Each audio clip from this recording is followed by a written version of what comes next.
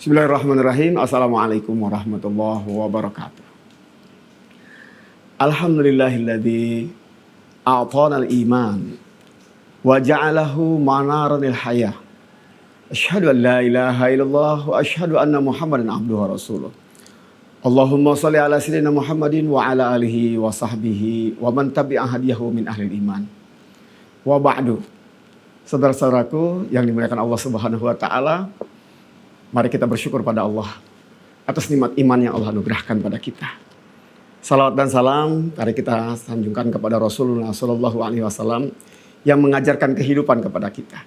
Dan alhamdulillah Rasul Sallallahu Alaihi Wasallam pun mendapatkan ilmu tentang kehidupan ini dari Allah Subhanahu Wa Taala melalui gurunya.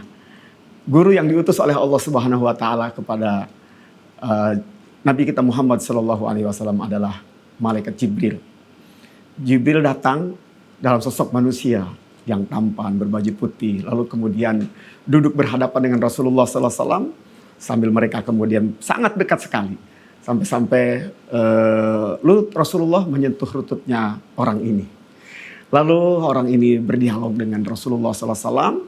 Dia bertanya tentang beberapa hal.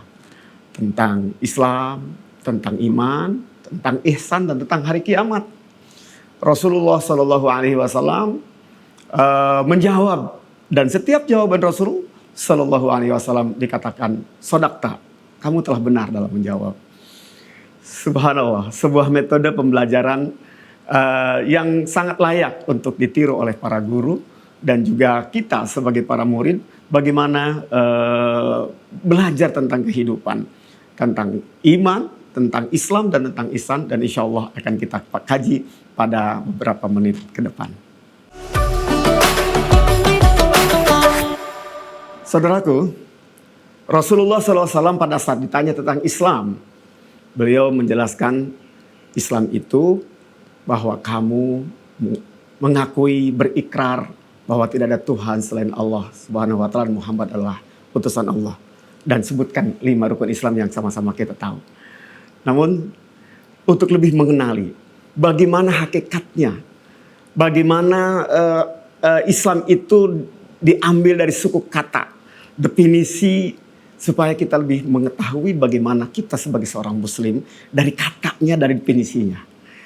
Jadi muslim itu diambil dari kata aslama yuslimu, bahwa muslim.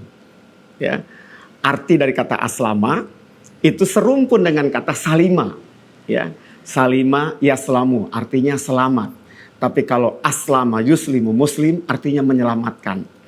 Dari 2 kata ini saja kita sudah bisa memaknai bagaimana seorang muslim adalah orang yang selamat dari segala mara bahaya, baik di dunia ini maupun di akhirat, dan dia menyelamatkan orang lain dari bahaya yang bisa mencelakakan dia di dunia dan di akhirat.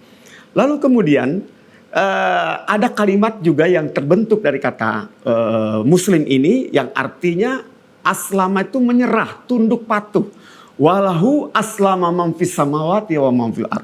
Dan kepada Allah bertunduk patuh semua apa yang di langit dan di bumi.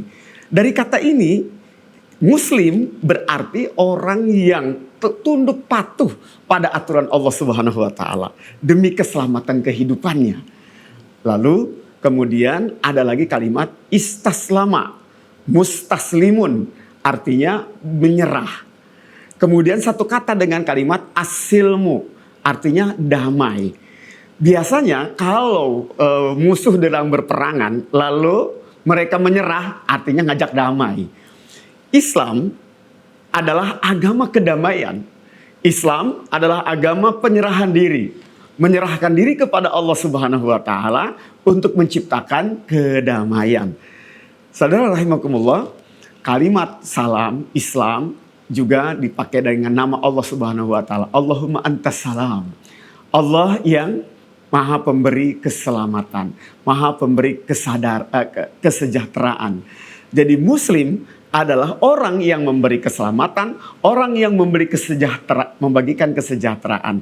Inilah makna seorang muslim secara definitif, orang yang berserah diri kepada Allah, siap mematuhi Allah Subhanahu wa taala dalam rangka menyelamatkan dirinya, menyelamatkan orang lain sehingga mencapai kedamaian dan kesejahteraan.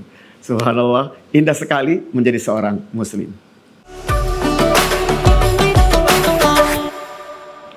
Saudaraku yang berbahagia, pertanyaan kedua yang dilontarkan oleh malaikat Jibril kepada Nabi kita Muhammad SAW tentang apa itu iman. Kemudian Rasulullah SAW menjawab bahwa iman itu adalah bahwa kamu mempercayai Allah sebagai Tuhanmu, dan selanjutnya yang kita paham 6 rukun iman itu ya. Nah, namun sejauh mana kita bisa memaknai, mendefinisikan pengertian daripada iman itu agar kita bisa merasakan bagaimana menjadi seorang mukmin.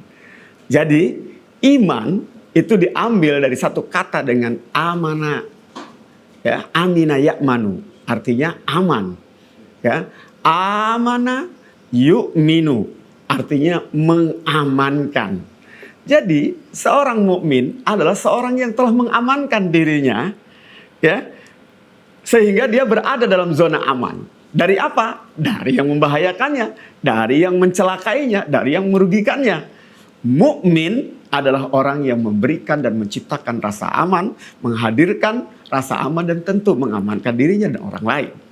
Nah, serumpun dengan kata amana yu'minu ini adalah amana yu'minu imanan, artinya mempercayai. Jadi seorang mukmin adalah orang yang mempercayai tentang apa yang ada dalam rukun iman. Nah, dengan kepercayaannya itu, dia berada dalam zona yang aman dari azab Allah Subhanahu wa taala. Bahkan dengan semangat keimanannya, dengan keyakinannya kepada Allah, keyakinannya tentang ajaran Islam, keyakinannya tentang ada malaikat, ada yang gaib, ada surga dan neraka, itu mendorong dia untuk berperilaku sebagai seseorang yang mengamankan dirinya dan orang lain dari bahaya-bahaya dunia maupun di akhirat. Nah, rahimakumullah, ada satu suku kata lagi yang diambil dari kata amanah yu'minu adalah amanah. Orang yang melaksanakan amanah disebut dengan al-amin, orang yang terpercaya, orang yang menjaga amanat yang telah dibebankan dan diemban oleh dirinya. Jadi seorang mukmin harus menyadari bahwa dia punya amanat dalam kehidupannya. Amanat yang terkandung dari keimanan yang ada pada dirinya. Keimanan tentang Allah Subhanahu wa taala, ada amanat di situ untuk mentaati Allah, untuk melaksanakan syariat Allah, bahkan untuk menyebarkan syariat Allah kepada yang lain. Begitu juga amanat tentang rukun iman yang lainnya, termasuk iman kepada qada dan qadar. Di sana ada amanat-amanat Allah Subhanahu wa taala. Harus bagaimana dikala kita mendapatkan peristiwa yang terjadi pada kita, sesuatu yang tidak kita sukai. Bagaimana saat kita mendapatkan takdir baik, sesuatu yang kita cintai, sesuatu yang kita kejar, kita dapatkan terjadi pada diri kita. Ada amanat kesyukuran, ada amanat kesabaran. Nah, saat kita melaksanakan amanat-amanat itu, berarti kita telah menjadi seorang mukmin yang menyelamatkan diri kita dari segala sesuatu yang membahayakan.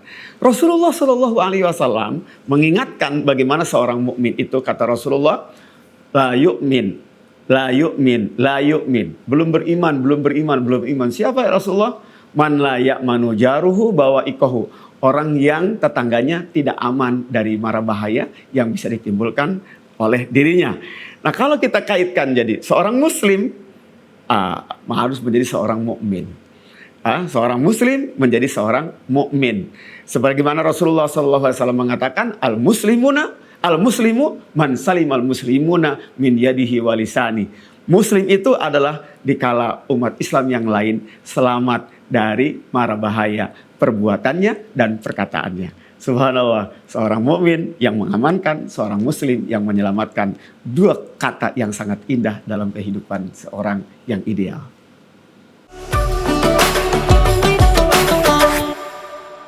Saudaraku, subhanallah ya, lengkap sekali. Malaikat Jibril menanyakan puncak dari kesempurnaan seseorang. Setelah dia muslim, mukmin, Jibril bertanya, apa itu ihsan? malaikat Jibril bertanya itu, tentu Rasul Sallallahu Alaihi Wasallam yang menjawabnya. Dan jawaban Rasul tidak mengurai kata ihsan, tetapi Rasul langsung menukik pada bagaimana prakteknya. Anta abudallaha ka'annaka tarah, fa illam takun tarahu fa innahu yara. Bahwa kamu itu berperilaku sebagai seorang hamba Allah. Perkataannya, perbuatannya, perilaku dalam kesehariannya, seolah-olah kamu melihat Allah. Kalau kamu tidak sampai ke titik itu, yakini bahwa Allah melihat kamu. Ini arahan langsung bagaimana praktek ihsan. Padahal makna dari kata ihsan, dari kata hasuna yahsunu, artinya bagus, husnan, sesuatu yang bagus. Kemudian kalau ahsana yuhsinu, artinya memberikan kebaikan. Berbuat ihsan itu memberikan sesuatu kepada orang lain, kebaikan, keindahan, kebagusan, kebajikan kita sebarkan. Itu seorang yang muhsin. Wa ahsin kama ahsanallahu ilaik, kata Allah. Berbuat baiklah kamu sebagaimana Allah telah berbuat baik kepadamu. Ya, Allah berbuat baik kepada kita kan gak ada pamrih, gak ada kepentingannya. Ya, lebih kepada karena cinta dan kasih sayang Allah Subhanahu wa taala. Begitu juga seharusnya kita menebar kebaikan kepada orang lain. Kalau kita sambungkan dengan kata muslim dan mukmin, subhanallah gitu kan. Jadi ini adalah kesempurnaannya. Kalau muslim itu menyelamatkan orang lain, mukmin mengamankan orang lain, kalau muhsin memberikan kebajikan kepada orang lain. Jadi bukan hanya sekedar jagain dia dari mara bahaya, tapi mengantarkan dia kepada kebaikan dan memberi kebaikan kepadanya. Itu makna dari kata ihsan. Nah, seorang yang muhsin, yang berbuat baik, itu akan punya energi besar apabila punya sistem yang sudah bagus dalam otaknya, dalam hatinya, bahwa Allah memperhatikan dia. Sehingga ihsan itu berbeda dengan memberi karena bayaran. Pedagang dia bagi-bagiin barang dagangannya, tidak disebut muhsin. Kenapa? Karena dia minta bayaran. Gitu kan? Tapi kalau muhsin ini seperti Allah Subhanahu wa taala berbuat baik kepada manusia tanpa menunggu pamrih dari manusia itu. Bahkan Allah memberikan rezeki, memberikan makan dan minum kepada orang-orang yang membangkang Allah, bahkan tidak percaya kepada Allah, Allah tetap berikan. Itulah ihsannya Allah Subhanahu wa taala. Kita juga demikian. Kita kalau menjadi seorang yang muhsin, yang kita perhatikan adalah Allah yang memperhatikan kita. Allah yang menyaksikan kita. Jadi kita sholat ihsan, kita tidak berpikir apa yang diberikan oleh orang lain kepada kita. Saat kita bahkan memberi orang lain, memberikan kebermanfaatan dan kebajikan kepada orang lain, kita tidak berpikir dia akan memberikan apa kepada kita. Yang kita didorong oleh Rasulullah SAW misalnya, wallahu fi aunil abdi, maka adalah abdu fi auni akhihi. Allah akan senantiasa mau menolong seorang hamba selama hamba itu mau menolong saudaranya. Jadi kalau kita menolong saudara kita, ya, tidak karena orang itu nanti akan saya mintai pertolongannya, tetapi kita berharap bahwa akan ada pertolongan dari Allah Subhanahu wa taala kepada kita. Seperti Allah juga mengatakan bukan hanya kepada sesama saudara kita menolong, irhamu man fil ardi yarhamkun man fis sama. Belas kasihanilah, berikan rahmatmu, berikan kebaikanmu kepada semua yang ada di muka bumi ini. Pohon layu kita siram, ada binatang kehausan kita kasih air, gitu kan? Semua kita bikin perbaikan-perbaikan tanpa melihat pamrih siapa yang bayar saya.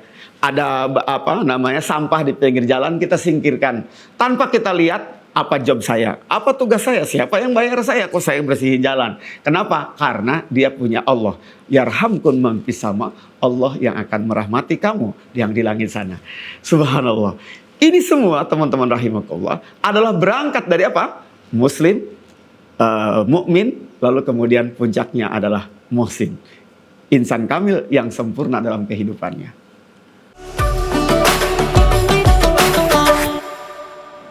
Subhanallah. Malaikat Jibril mengajarkan sesuatu dengan pola tanya jawab untuk nukik bahwa ini bukan doktrin dari malaikat Jibril, tetapi memang ini adalah ajaran yang telah dipahami oleh Rasulullah Sallallahu Alaihi Wasallam. Lalu kemudian para sahabat ikut menyaksikan yang ada di situ, ya, mendengar, oh iya, inilah manusia sempurna. Pertanyaannya, bagaimana kalau ada orang Muslim tapi tidak mukmin, tidak muhsin? Maksudnya bagaimana? Dia sholat, gitu kan? Tetapi tidak beriman, bukan berdasarkan iman kepada Allah. Ya nggak sempurna.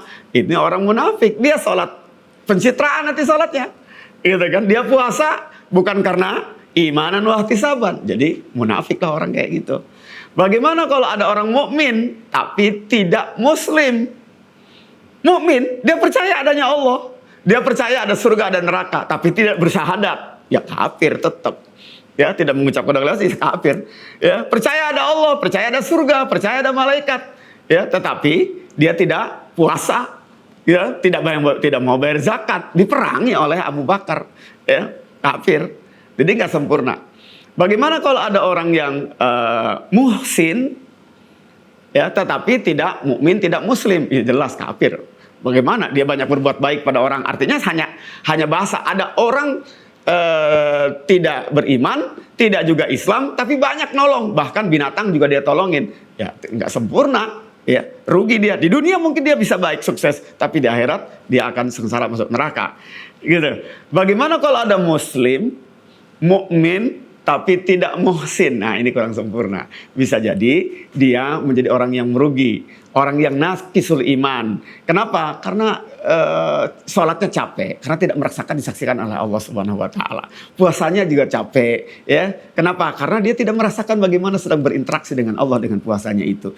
Jadi libatkan Allah, dekatkan Allah, rasakan Allah bersama kita. Seluruh kehidupan kita motivasinya adalah Allah ghayatuna, Allah tujuan kami, dan Allah selalu menyaksikan kami. Kita bayangkan bagaimana kalau anak-anak muda senantiasa merasa disaksikan Allah dimanapun mereka nongki, disaksikan oleh Allah Subhanahu Wa Taala. Bagaimana para pejabat saat mereka mau bikin kebijakan, ingat Allah dan Allah menyaksikan dia. Subhanallah, negeri ini akan menjadi negeri baldatun thayyibatun wa rabbun ghafur, dipenuhi orang-orang yang manusia-manusia sempurna karena mereka adalah muslim, mukmin, dan muhsin. Semoga Allah Subhanahu Wa Taala membantu dan menyempurnakan keislaman kita, keimanan kita, dan ihsan kita.